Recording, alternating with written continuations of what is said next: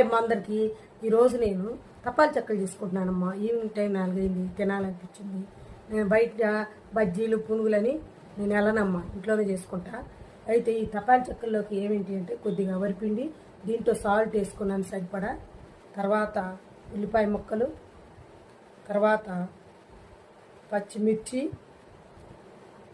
జీలకర్ర, కొంచెం అల్లం నూరేసుకున్నాను, తర్వాత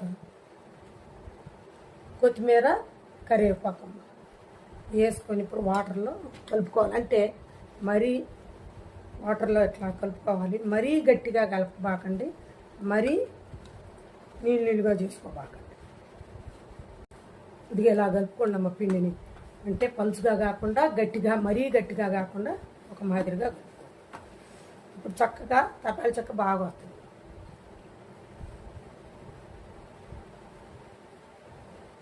ఏంది ఎంత పిండా కలిపేటప్పుడు ఒక్కోసారి ఏమైందో తెలుసా, గబాలను మరీ నీళ్ళు బాగుతాం, పోసినాక అబ్బా ఎక్కువైందని మళ్ళీ పిండి కలుపుకుంటాం. అందుకే చెప్తున్నా, పిండి పక్కన పెట్టుకోండి అమ్మ కొంచెం.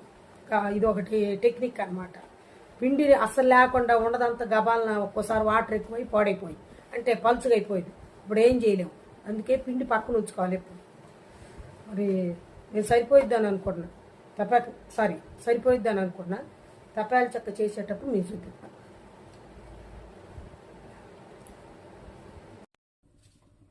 తపాల చెక్క కూడా చిన్నది చేయట్లేదమ్మా, పెద్దది చేస్తున్నా. చూడండి,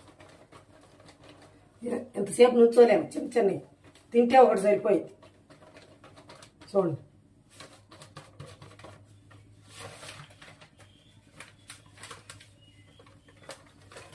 కొద్దిగా ఆయిల్ రాసుకుంటే బాగా వస్తుందమ్మా.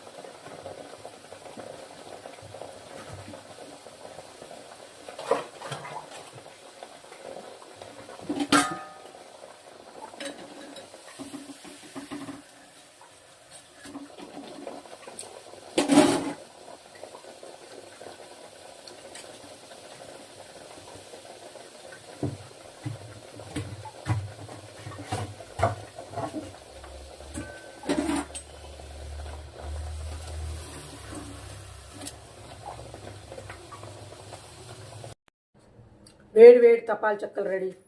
చూడండి, 2 తింటే సరిపోతాయి. ఓకే, బాయ్ మా మెట్టపల్లి ఝాన్సీ లక్ష్మి. అప్పుడప్పుడు ఈ తపాల చెక్కలు కూడా చేసుకొని తినండి.